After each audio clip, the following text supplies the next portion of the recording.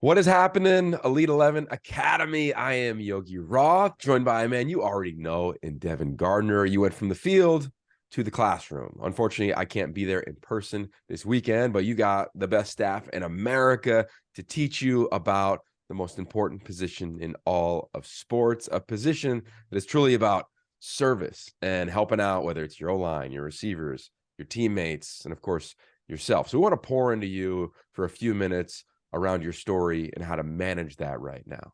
To give you a little bit of the background on it, I've been around Elite 11 for over 15 years now. I went to the first year of the Nike training camps back in 1999. Yes, none of you were even an idea back then. But I got to see this camp really grow and grow and grow. I remember Devin meeting you in 2009. You came out as a high schooler, one of the top quarterbacks in America. And ever since then, I've been obsessed with the position. I'm an analyst now in college football for the Pac-12 Network. Been doing that for almost 20 years. And my life is football. I started off as a coach at SC on the lowest level of that under Pete Carroll, but around elite quarterbacks and grew and eventually was able to be in the quarterback room and coach that position. Since that moment, though, I wrote this book that for the parents out there, you're going to get an email about. It's called 5-Star QB. And the man that you're looking at right now, Devin, he's featured in this book along with 53 other quarterbacks that were labeled 5-star quarterbacks in their life. And that's where we want to jump off today in a few minutes before Devin continues this conversation, Dev, is about how like you get labeled often. You got labeled by people in recruiting, labels that you didn't necessarily ask for, but you had to process that. You had to process life as one of the top recruits in America, but also process life as a high schooler, as a teenager, as a friend, as a boyfriend, as a son, as a family man, and then eventually, of course, into college. And it's not always perfect. So when you look back and think of yourself in the chairs that these young men are in right now, what comes to mind around the journey that you were on when you were their age? The one thing I think is super different is I didn't have to live in the social media era. Right. So I feel like at this young age, 14 and under, I didn't have to deal with the pressures of getting a scholarship offer or being ranked for some website, whatever the website might be. I wasn't really thinking about that, right? I was just thinking about being the best quarterback that I could possibly be, or getting a chance to just have fun with friends and do all the normal things that kids do. But I had like a unique perspective because I was fully committed to being a quarterback. Like you said, football is your life. Football has been my life since I was 10 years old, and I always knew what I wanted to be. And a football player, a quarterback was that. And so I got a chance to really develop without all the pressures of, well, this kid down the street got an offer from USC, or this kid that I saw on the internet got this offer from this place. I was able to kind of live in obscurity and truly develop until that high school time where you start to get into the rankings and different things like that. And then you experience a lot of different things that I experienced where people tell you you can't do something and you're not good enough at this and you're really flawed at this. They pretty much highlight all the things you're not good at. Yeah. Yeah, it's definitely not an easy path. And I think what happens, and Devin will get into more of this, and your staff's probably talked about it, but oftentimes this game that you love, and parents who are listening, you definitely know what we're talking about, can all of a sudden seem like it's a job, right? It Mm, can seem like, okay, what is the best decision for my future? Do I need to transfer schools? Do I need to be held back? And yeah, really what's happening, we believe, is that like you're eliminating the concept of being connected to the present moment and being happy yeah, and finding the wonderment and joy within that, within your story. And you're trying to write chapters in advance before you even mhm, live that chapter. yeah, And you're going to fail. And I think for Devin, for you, like you're a guy that everybody knows. If you just Google Devin Gardner real fast, you recognize, well, he played quarterback and he played receiver. And then he played yeah, quarterback again when he was in college as a huge recruit. It yeah, wasn't always easy, even though everybody sees that beautiful smile that lit up the yeah. TV screen whenever you on it as a player, and now, of course, as a broadcaster at Fox and other places. How did you manage failure? How would you, right now, if you were going to give advice to the parents and the players in the audience, make sure that that's front loaded of like knowing that's going to happen over the course of Yeah. the next months and years in your career? I think it's super important, and it's gonna sound ridiculous. I think it's super important to actively seek failure, especially at this age, right? The age that they are now, the ability to seek failure and deal with it I talked to George Whitfield, who also isn't going to be here this week, but is big in the Elite 11. And I had him on one of my shows, and he talked about being a quarterback is the greatest job and the hardest thing you can learn to do, and the best job to prepare you for anything you want to do in life. Right? Because it's the hardest thing. You have to manage responsibilities, you have to manage personalities, you have to do all these different things that are going to translate into a great life as a man and some young ladies. And I think it's 100% true where learning to be a quarterback is the hardest thing you'll ever do, but it'll prepare you for anything you want to experience in life. And I think it begins with embracing and actively seeking failure. Yeah, it's really well said. For everybody watching this now, especially the older people, let's do this exercise real quick, Devin. Real quick, think of your 8th grade English teacher, probably racking your brain. Okay, real quick, think of the high school varsity starting quarterback when you're in high school.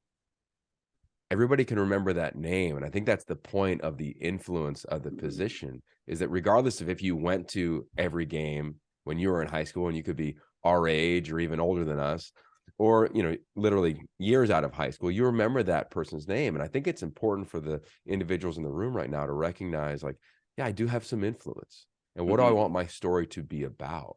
Over the course of writing this book, what was amazing about our findings was that, one, most of the top recruits don't make it, right? Nobody lives up to the hype. Here's the stats for you.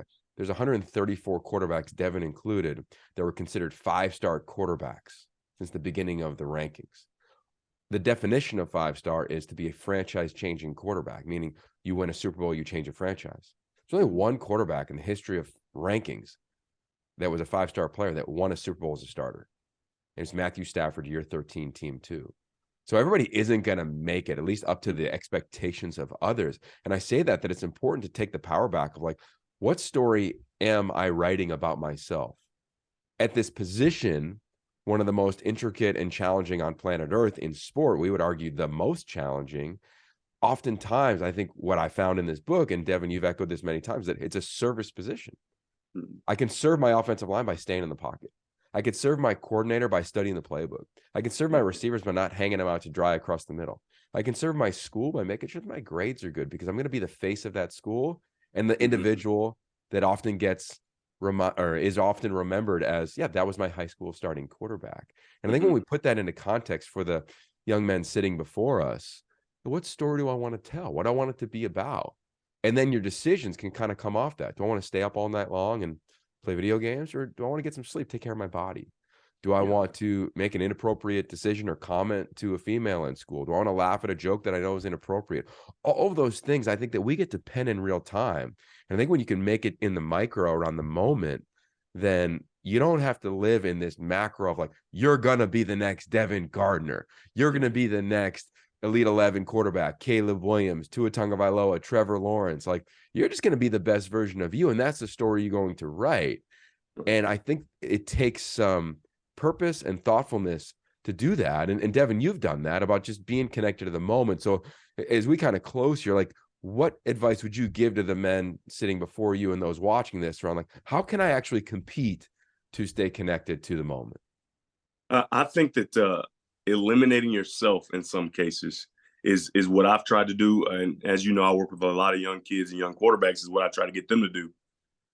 Every single day, find some way to give back and help someone else other than yourself. And not, obviously your parents and your sister and your brother and your teammates. Those people you should help. That should go without saying while you're trying to be a quarterback. Find someone that you cannot benefit from and help them. Right. And that's just like the smallest thing you can do to continue to move on that service path and truly become the best version of yourself. Because in case if you don't know, look around, everybody can throw a football, right? Every single person in this room is a talented thrower, maybe some a little more talented than others, but this is just Atlanta, right? We can go all around the country and find guys that are extremely talented at throwing the football, but what's going to set you apart? What sets Caleb Williams apart? I mean, he was so intentional with his Heisman Trophy speech, and you saw right away that it's not just about throwing a football. It's so much more than that. And I think you can start by helping someone who you cannot benefit from each and every day. I love that. That is amazing. Last thing before we let you go here, and Devin continues on with the presentation. I want to talk to the parents. Parents, right now, you've got a ton of questions. Devin is a resource. Brian Stumpf is a resource. I am a resource. Hit us up in every way possible, right? Social media, get our contact information. So right now, you're probably processing, should I hold my seventh grader back? Should we transfer schools? Do we have the best quarterback builder, quarterback trainer, personal coach? It's a lot of things as you're looking into the future and trying to help out your individual son achieve the dream that they vocalized maybe since they were 10, like Devin referenced. I'll say this, and this is what I love most about Caleb Williams' speech, and I think it's going to go down. It's one of the most powerful ones in the history of our sport. He said he was taught at a young age to, quote, look in the mirror and like the man looking back. So I say that to the parents. Are you front loading that thought with your children to make sure that in this world where they're being judged seemingly on every single throw, they might even feel that this weekend among 200 other quarterbacks sitting next to them right now, out on the field with them moments ago, and of course, over the course of the next couple of days, are you able to look ahead and not look ahead to where they're going to go play varsity football, but look ahead and be like, is my son happy? And then for those individuals, those quarterbacks sitting before us, can you look in the mirror and say to yourself, I like the man looking back? And it's okay if you don't, because there's a ton of resources out there. And all the quarterbacks that Devin and I and our Elite 11 staff talk to, they go through those moments where life's really hard and it feels as though the weight of the world is on them. Every elite quarterback, every Elite 11 quarterback has gone through that in their entire career. And I'd imagine every high school starting quarterback has gone through that throughout the entirety of their high school lives. I've been out of high school football over 20 years. Every high school quarterback I've talked to has had a moment like that. You're going to have that too. So are you able to manage that? Mom and dad help along those lines and not look too far into the future, because I know we all want to help our sons in the future, but I really believe in this era, in this generation, it's about making sure that everybody in the audience right now looks in the mirror tonight when they get to their room and said, yeah, I like the man looking back. And if I don't, let's go work on that. Yeah. So with that said, Devin, thanks for the time. I know you're not even close to being done with these young men. Yeah. All those quarterbacks out there, hit me up on social media. Brian and Devin, everybody has my information. Make sure you connect with me if you'd like to. And if you're looking for some resources, mom and dad, check out 5-Star QB. There's a whole chapter on parenting and advice from CJ Stroud's mom, Kimberly, and Bryce Young's father, and Christian McCaffrey's mom, and many quarterbacks about their journey with their mom and dad in recruiting. And it might be something to benefit you. So Devin, take it away, man. I appreciate the time. Absolutely.